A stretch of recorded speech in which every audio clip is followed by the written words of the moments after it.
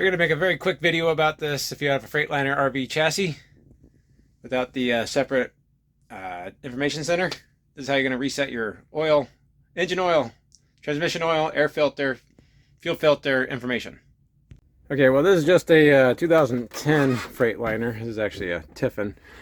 But if you have on your little information display right here, you have your cursor down here. Yours might be located all over the place. Sometimes on the side over here too.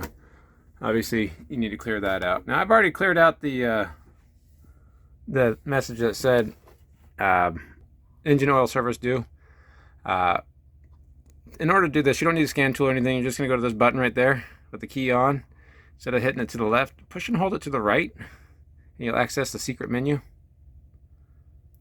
All right, so you got setup, maintenance, diagnostics. So we're just going to cursor up to maintenance. Hit the right button, just like that.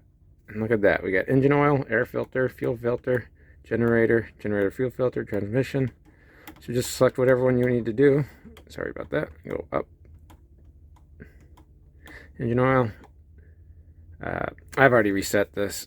So you're just going to go ahead and select it to the right, because right is select, left is back. And then you just reset it right there. Once you're done, just hit to the left. That will get you out of the maintenance menu. And you're back down into there. Now, of course, please, by all means, change the engine oil. Don't just reset it. That'd be silly to do something like that. And this one was saying to do it every 12,000 miles. So that's even a greater interval than I normally told people. Usually about every 10,000 miles. So I guess you don't have to do oil changes very often. That's for a Freightliner RV chassis. So it doesn't really matter who the manufacturer of the RV is, just if it's on a Freightliner chassis with that information display just like that.